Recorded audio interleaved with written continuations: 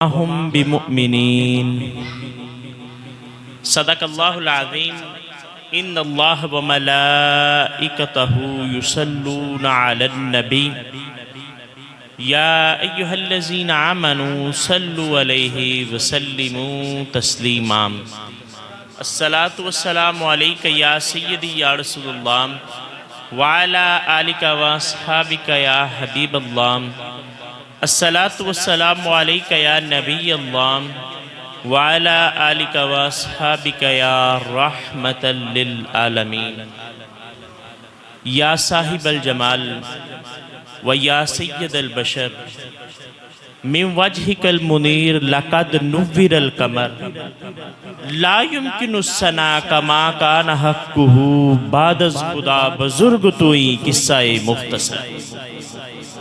اور شیخ سعدی نے کہا بلغ العلا بکمالہ بلغ العلا بکمالہ کاشف الدجا بجمالہ حسنت جمیع خصالہ صلو علیہ وآلہ.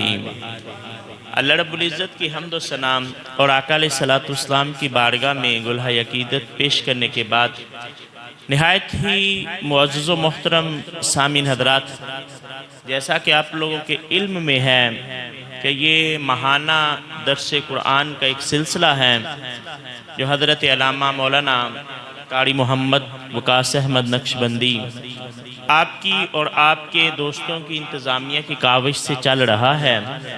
اللہ رب العزت کی بارگاہ میں دعا کرتا ہوں کہ خالق کائنات ہمیں قرآن سمجھنے کی توفیق عطا فرمائے. سورہ بقرہ کی پہلا رکوع جو ہے وہ مکمل ہو چکا، دوسرے رکوع سے آغاز ہو رہا ہے. اللہ رب العزت نے سورہ بقرہ کے ابتدا کے اندر 3 گروہوں کا ذکر کیا کہ بندے جو ہیں، لوگ جو ہیں وہ 3 قسم کے ہیں. پہلی قسم کے وہ لوگ جو متقین ہیں، ایمان والے ہیں. خالق کائنات نے 3 آیات کے اندر ان کی 5 صفات کو بیان کیا. ایمان والوں کا ذکر 3 آیات کے اندر ہوا.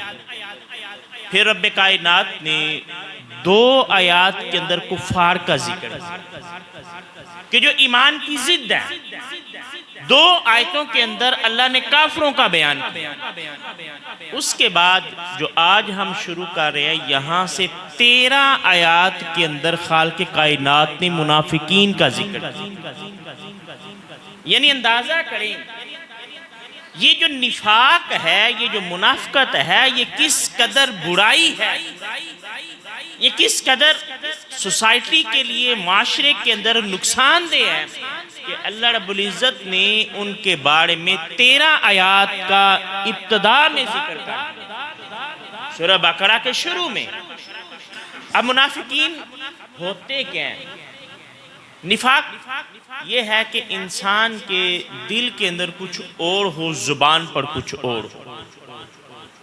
زبان سے وہ ایمان کے اظہار کرتا ہو، دل کے اندر جو ہے وہ ایمان موجود نہ ہو. یہ عرف عام میں نفاق ہے، منافقت ہے. لیکن جب ہم باریکی بینی سے دیکھتے ہیں تو ہمیں یہ سمجھ آتی ہے کہ قرآن و سنت کی روح سے نفاق کی 2 قسمیں ہیں. منافق جو ہے وہ 2 طرح کا ہے. ایک کو ہم اعتقادی منافق کہتے ہیں اور دوسرا جو ہے وہ عملی منافق ہے. اعتقادی منافق وہ لوگ تھے جو عہد نبوی صلی اللہ علیہ وآلہ وسلم میں جن کا ظہور ہوا، جو ظاہر ہوئے. اس کا بھی جو واقعہ سیرت کی کتابوں کے اندر ملتا ہے وہ اس طرح سے ہے کہ جو مکہ مکرمہ ہے، مکہ پاک، وہاں پر قبائلی نظام تھا. ہر قبیلے کا ایک سردار تھا اور وہ اپنے قبیلے کے فیصلے کیا کرتا تھا. مکہ پاک کا نظام چلانے کے لیے، حرم کعبہ کا نظام چلانے کے لیے مختلف سرداروں کی ڈیوٹیاں تھیں. وہ لوگ اس ڈیوٹی کے حساب سے جو ہے وہ اپنے فرائض سر انجام دیتے تھے. پوری دنیا کے اندر حکمران جو ہیں وہ موجود تھے. بہت بڑی سلطنت روم کے اندر عیسائیوں کی حکومت قائم تھی، فارس کے اندر مجوسیوں کی حکومت قائم تھی. لیکن یہ جو خطہ ہے مدینہ منورہ، یہ ایک ایسا خطہ تھا جو کسی قسم کی سرداری سے پاک تھا۔ وہاں پہ کوئی سردار نہیں تھا، وہاں پہ کسی بھی مذہب کی چھاپ نہیں تھی۔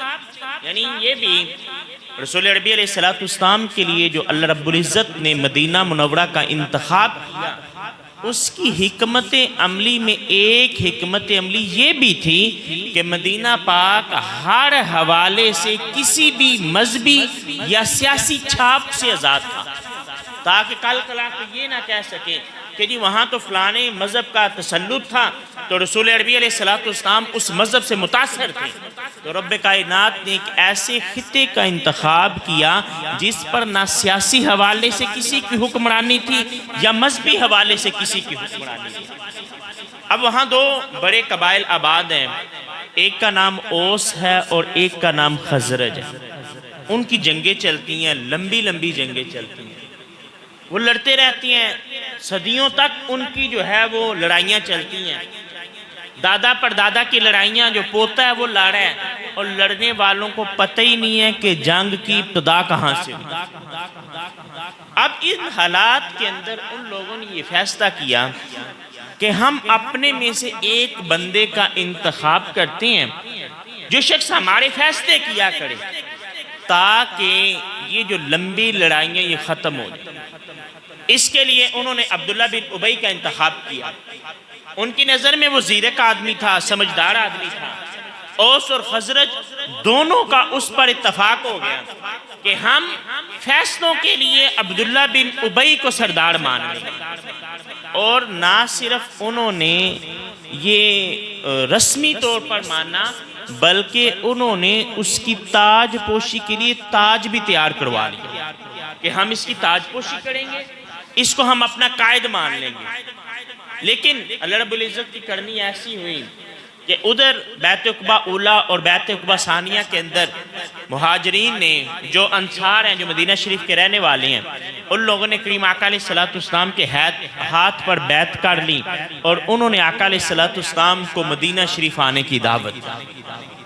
ادھر قریب تھا کہ وہ لوگ عبداللہ بن ابی کی تاج پوشی کرتے، ادھر کریم آقا علیہ السلام مکہ کو چھوڑ کر مدینہ شریف تشریف لے آئے۔ اب جس جگہ پر رسول عربی علیہ السلام کی ذات موجود ہو، وہاں آقا علیہ السلام کو چھوڑ کر کسی اور کی طرف نظریں بلا کیسے ٹھہر جائیں؟ سارے لوگوں کا توجہ کا مرکز جو ہے وہ رسول عربی علیہ السلام کی ذات بن گئی۔ جب یہ ہوا تو وہ تاج پوشی اور وہ سرداری والا قصہ درمیان میں رہ گیا۔ ابتدا میں تو عبداللہ بن ابی نے یہ سوچا کہ یہ تھوڑے سے ہیں، میں ابھی مشرکین مکہ کے ساتھ مراسم قائم کروں گا، وہ لوگ حملہ کریں گے، یہ ختم ہو جائیں گے، اس کے بعد پھر میں سردار بن جاؤں گا۔ لیکن غزوہ بدر کا جو نتیجہ نکلا کہ یہ 313 ہیں جن کے پاس ہتھیار بھی نہیں ہیں، ڈنڈے سوٹے لے کر وہ گئے ہیں، تلواریں بھی سب کے پاس موجود نہیں ہیں، گھوڑے بھی نہیں ہیں، اونٹ بھی پورے نہیں ہیں، اور ادھر 1000 کا لشکر ہر طرح کے جنگی ہتھیاروں کے ساتھ لیس ہو کر یہاں مدینہ شریف کی طرف بڑھ ہے۔ لیکن اللہ رب العزت کی قدرت کا کرشمہ دیکھیے، یہ 313 ان پر غالب آگئے، 70 کافر مارے گئے، 70 جو ہیں وہ قیدی بن گئے۔ ان کے سردار عبداللہ بن ابی نے جب یہ منظر دیکھا تو اس نے وقتی طور پر یہ فیصلہ کیا کہ میں ظاہراً کلمہ پڑھ لیتا ہوں اور دل کے اندر جو ہے وہ کفر باقی رہے، تاکہ اگر حالات دوسری طرف جائیں، مسلمان مغلوب ہو جائیں تو میں اپنے اندر کا کفر ظاہر کر دوں گا، اور اگر مسلمان غالب رہیں تو ان سے بچنے کے لیے میں ان کے سامنے کلمہ پڑھتا رہا۔ اب اللہ رب العزت نے اس کا وہ اکیلا نہیں تھا، اس کے ساتھ 1000 کا گروہ تھا، 1000 بندہ اس کے ساتھ موجود تھا جو اس کی ہاں میں ہاں ملانے کے لیے۔ اور جب ہم قرآن کا مطالعہ کرتے ہیں، حدیث کا مطالعہ کرتے ہیں، سیرت کی کتابوں کو پڑھتے ہیں، تو ہمیں یہ بات سمجھ میں آتی ہے کہ ہر جگہ پر انہوں نے اسلام کو نقصان پہنچانے کے لیے کوشش کی، یہاں تک کہ انہوں نے یہ جملے کہے۔ عبداللہ بن ابی نے ایک غزوہ تبوک کے موقع پر اس نے کہا ہم جو عزت والے ہیں معاذ اللہ ان ذلت والوں کو مدینہ جا کر مدینہ سے نکال دیں، یہاں تک اس نے یہ جملے کہہ دیے تھے۔ لیکن رسول عربی علیہ السلام کی حکمت عملی کہ جب عبداللہ بن ابی مر جاتا ہے تو اس کا 1000 کا جو لشکر ہے وہ کلمہ پڑھ کر مسلمان ہو جاتا ہے، ان کا نفاق جو ہے وہ ختم ہو جاتا ہے۔ یہ پھر کبھی موقع آئے گا تو اس پر بات کریں گے۔ آج کے دور کے اندر یہ جو تھے یہ اعتقادی منافق تھے جو عقیدے کے اعتبار سے کافر ہیں، لیکن آج کے دور میں ہم کسی پر اعتقادی منافق ہونے کا فتویٰ نہیں لگا سکتے۔ کیوں؟ کیونکہ شریعت کا فیصلہ انسان کے ظاہر پر ہوتا ہے، اس کے باطن پر نہیں۔ تو کہنا کہ یہ منافق ہے یا یہ کافر ہے، رسول عربی علیہ السلام نے صریح اس کی ممانعت فرمائی ہے۔ کریم آقا علیہ السلام نے فرمایا کسی کو کافر نہ کہو، کسی کو منافق نہ کہو۔ کیوں؟ اگر سامنے والا کافر یا منافق نہیں ہے تو وہ نفاق لوٹ کر آتا ہے، جو کہنے والا ہے وہ خود دائرہ اسلام سے خارج۔ آپ اندازہ کریں ایک موقع پر جنگ کا میدان ہے، ایک صحابی رسول کہتے ہیں میں نے اپنے دشمن پر غلبہ پا لیا، میں اس پر غالب آ گیا، قریب تھا کہ میں اس کی گردن کو اڑا دیتا۔ میں جب تلوار چلانے لگا تو وہ کہنے لگا لا الہ الا اللہ محمد رسول اللہ، اس نے کلمہ پڑھا اور کہا میں تو مسلمان ہوں۔ اب وہ صحابی رسول کہتے ہیں میں نے کہا یہ موت کے ڈر سے کلمہ پڑھا، اصل میں یہ مسلمان نہیں ہے، اس کے دل کے اندر نفاق آ گیا کہ زبان پر کلمہ ہے دل میں کفر ہے۔ وہ کہتا ہے میں نے گردن اڑا دی۔ جب بات رسول عربی علیہ السلام تک پہنچی تو کریم آقا علیہ السلام نے مجھے بلا لیا، پوچھا ہاں بھئی بتاؤ تم نے فلاں بندے کو جس نے کلمہ پڑھا تھا اسے کیوں قتل کیا؟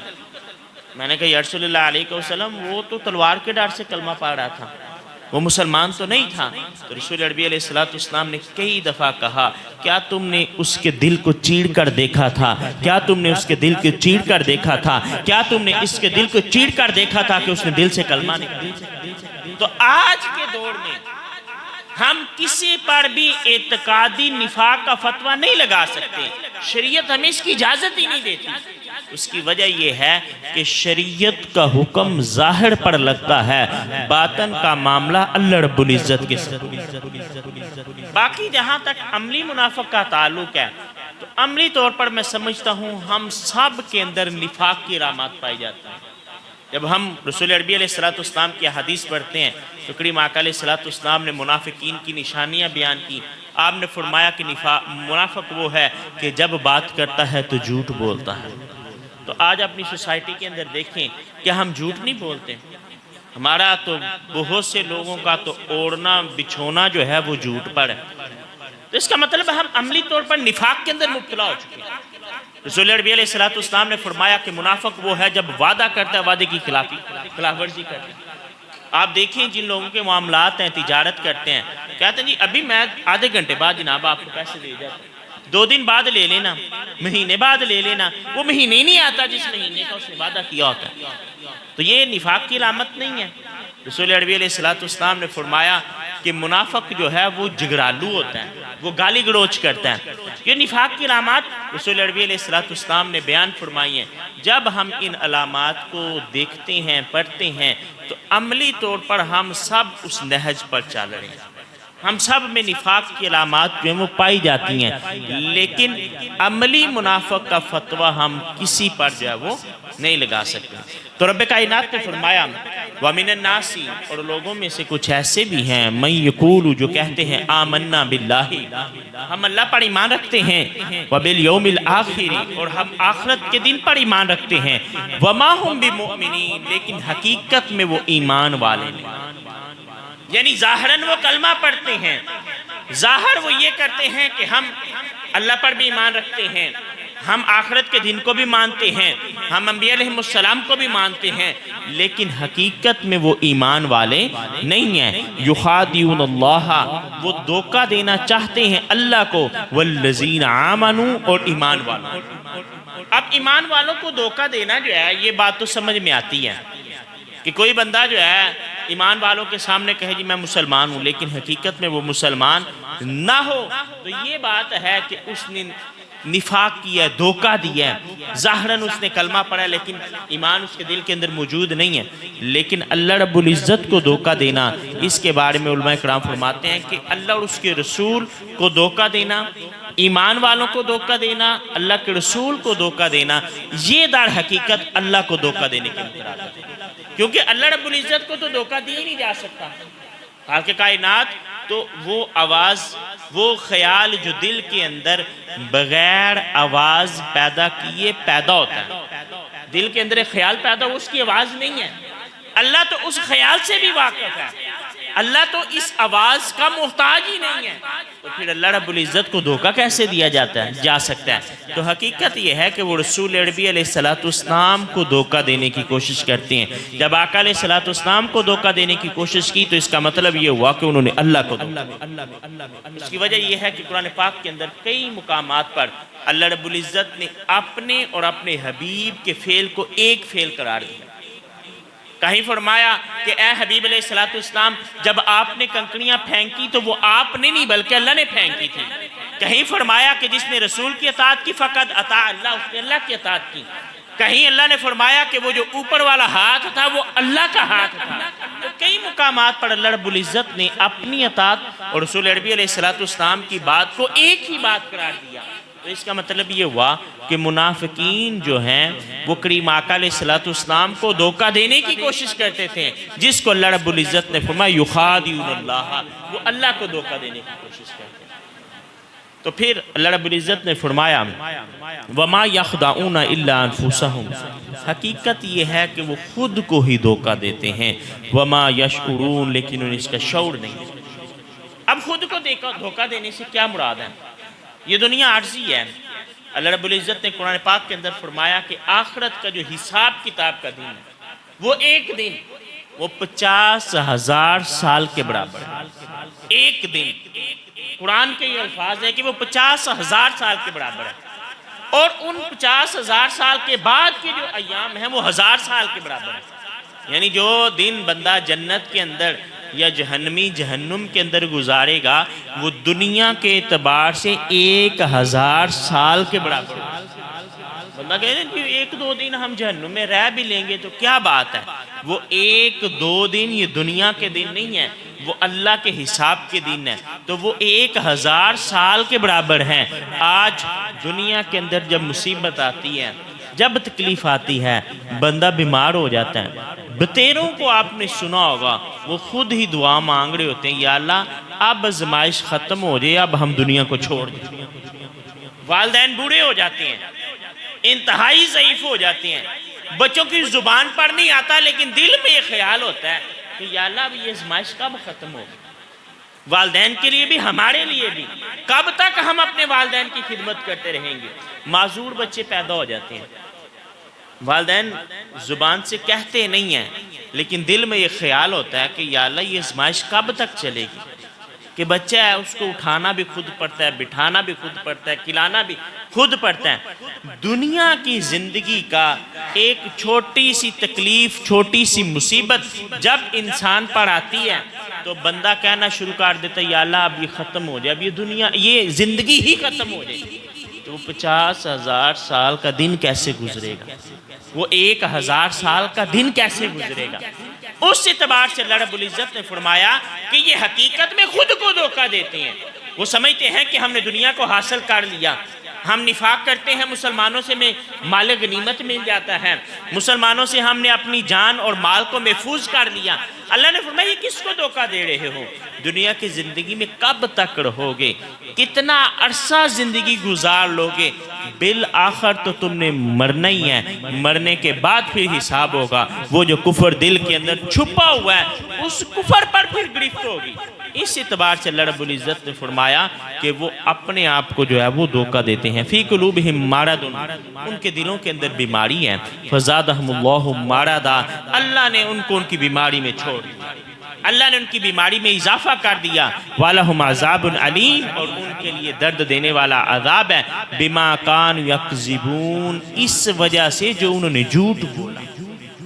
جھوٹ جو ہے یہ انسان کے لیے بڑا وبال جان ہے، انسان کے لیے بڑا تکلیف دہ ہے جھوٹ، کہ انسان ظاہر سمجھتا ہے کہ میں بڑا فنکار آدمی ہوں، میں جناب جھوٹ بولتا ہوں کسی کو پتہ ہی نہیں چلتا۔ بھائی دنیا میں کسی کو نہیں پتہ چلتا، لیکن کل قیامت کے دن اللہ رب العزت کی بارگاہ میں تو اس کا جواب دینا ہے نا۔ جھوٹ ہر حوالے سے وبال جان ہے، چاہے وہ اعتقادی اعتبار سے ہو اور چاہے وہ عملی اعتبار سے ہو۔ اعتقادی اعتبار سے، نظریے کے اعتبار سے، عقیدے کے اعتبار سے، جیسے منافقین کے دل میں کفر ہے، زبان پر انہوں نے کلمہ پڑھا، تو یہ جو کیفیت ہے اس نے انہیں نقصان دیا۔ لیکن اگر کوئی مسلمان ہے اور وہ جھوٹ بولتا ہے تو مفسرین اکرام فرماتے ہیں کہ وہ جھوٹ گناہ کبیرہ میں شامل ہے، گناہ صغیرہ میں اس کے شمار نہیں ہے۔ بندہ کہنا جی یہ بس ہلکی سی تو زبان ہلانی ہے، بندے نے جھوٹ بول لی ہے، یہ چھوٹا گناہ نہیں ہے، یہ بڑا گناہ ہے۔ بڑے گناہوں سے مراد وہ گناہ ہے کہ جو خود معاف نہیں ہوتے، اللہ کی بارگاہ میں حاضر ہو کر اللہ سے اس گناہ کی معافی مانگنے سے جو معاف ہوتے۔ بہت سے گناہ ایسے ہیں نا جن کے بارے میں کریم آقا علیہ السلام نے فرمایا ایک نماز سے دوسری نماز کے درمیان میں بندے سے جتنے گناہ ہوتے ہیں اللہ معاف فرما دیتا ہے۔ وہ چھوٹے گناہ ہیں، وہ خلاف اولا باتیں ہیں، لیکن جو گناہ بڑے ہیں، گناہ کبیرہ ہیں، وہ بندہ نیت کر کے آتا ہے، نماز نفل 2 رکعت نماز نفل ادا کرتا ہے، پھر اللہ کی بارگاہ میں ہاتھ اٹھاتا ہے، اس گناہ پر نادم ہوتا ہے، شرمندہ ہوتا ہے، نام لے کر کہ یا اللہ میں یہ گناہ کرتا ہوں، آج میں تیری بارگاہ میں اس گناہ سے معافی مانگتا ہوں۔ تو جھوٹ جو ہے وہ ان گناہوں میں شامل ہوتا ہے، یہ اتنا آسان نہیں ہے۔ اچھا سر راہ سے ایک موضوع جو ہے وہ نفاق سے ذہن میں اور آ گیا۔ معاشرے کے اندر ایک طبقہ ایسا بھی ہے کہ جو ایمان کے اعتبار سے جو ہے وہ نفاق کے اندر مبتلا ہے، اور ان کی کتابوں کے اندر اس کا نام مختلف ہے۔ وہ کہتے ہیں جی یہ تقیہ ہے، تقیہ کیا ہوا۔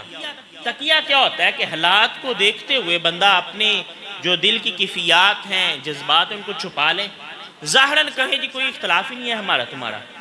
موٹی سی میں مثال دیتا ہوں، بہت سے لوگ آپ کو معاشرے کے اندر ایسے ملیں گے کہ جو اپنی محفلوں میں تو صحابہ پر جو ہے وہ گالی گلوچ کرتے ہیں، لیکن آپ انہی لوگوں کو جب ٹی وی چینل پہ دیکھتے ہو تو وہ کہتے ہیں نہیں جی ہم تو سارے صحابہ کو مانتے ہیں، ہم حضرت ابوبکر صدیق رضی اللہ تعالیٰ عنہ کو بھی مانتے ہیں، ہم حضرت عمر فاروق رضی اللہ تعالیٰ عنہ کو بھی مانتے ہیں، ہم حضرت عثمان غنی رضی اللہ تعالیٰ عنہ کو بھی مانتے ہیں۔ وہی بندہ جب اپنی محفل میں آتا ہے، وہی عالم جو اپنی محفل میں آتا ہے تو پھر صحابہ پر جو ہے وہ گالی گلوچ کرتا ہے، ان کے بارے میں منفی باتیں کرتے ہیں۔ تو اس کو کہتے ہیں تقیہ۔ سوسائٹی کے اندر بہت سے نظریات، بہت سے عقائد اس طرف سے بھی جو ہیں وہ داخل ہو گئے ہیں، راسخ ہو گئے ہیں کہ ایک بندہ جو ہے وہ ساری زندگی علماء اہل سنت کے اندر رہا، اہل سنت کے مدارس کے اندر پڑھتا رہا، اور اہل سنت کے علماء میں اس کا شمار ہوتا ہے۔ تاریخ کی کتابیں گواہ ہیں، ایسے لوگ تاریخ کے اندر گزرے ہیں، لیکن کیا ہے وہ 99% باتیں جو ہیں وہ صحیح کرتا ہے، لوگ اس پر اعتماد کرتے ہیں کہ یہ بڑا عالم دین ہے، اس کا علم بڑا پختہ ہے، لیکن اس میں 1% جو ہے وہ اپنے نظریات کو داخل کر دیتے ہیں، وہ ہے تقیہ۔ آپ ان لوگوں سے سوال کریں کہ جی حضرت علی المرتضیٰ رضی اللہ تعالیٰ عنہ نے حضرت ابوبکر صدیق رضی اللہ تعالیٰ عنہ کے ہاتھ پر بیعت کیوں کی؟ ان کی کتابوں کے اندر یہ باتیں موجود ہیں۔ وہ کہیں گے نہیں، حضرت علی المرتضیٰ رضی اللہ تعالیٰ عنہ نے تقیہ کیا تھا، حالات کو دیکھا تھا، حالات و واقعات کو مد نظر رکھتے ہوئے انہوں نے حضرت ابوبکر صدیق رضی اللہ تعالیٰ عنہ کے ہاتھ پر بیعت کر لی تھی۔ آپ ان سے کہیں حضرت علی المرتضیٰ نے حضرت عمر فاروق رضی اللہ تعالیٰ عنہ کے ہاتھ پر بیعت کیوں کی؟ اس کا بھی وہی یہی جواب دیں گے کہ انہوں نے حالات کو دیکھا اور انہوں نے تقیہ کیا۔ تکیہ کر کے انہوں نے حضرت عمر فاروق رضی اللہ تعالیٰ عنہ کے ہاتھ پر بیعت کر لی۔ آپ ان سے پوچھیں کہ حضرت امام حسن نے حضرت امیر معاویہ رضی اللہ تعالیٰ عنہ کے ہاتھ پر بیعت کیوں کی؟ اس کا بھی وہ یہی جواب دیں گے کہ جی انہوں نے تکیہ کر لیا تھا۔ اور جب آپ ان سے کہیں کہ یہ تکیہ جس کے آپ اپنی کتابوں کے اندر اتنے فضائل بیان کرتے ہیں، یہی تکیہ حضرت امام حسین نے کیوں نہیں کیا؟ اگر یہ تکیے کی ہی بات ہوتی تو پھر حضرت امام حسین بھی تکیہ کر کے یزید کے ہاتھ پر بیعت کر لیتے۔ تو ہم کہتے ہیں کہ نہیں، بات تکیے کی نہیں ہے۔ حضرت علی المرتضیٰ جن کے ماننے والے ہم ہیں، وہ شیر خدا ہیں، اگر ان کا حق ہوتا تو یہ ممکن ہی نہیں ہے کہ حضرت ابوبکر صدیق خلافت پر اللہ حق یا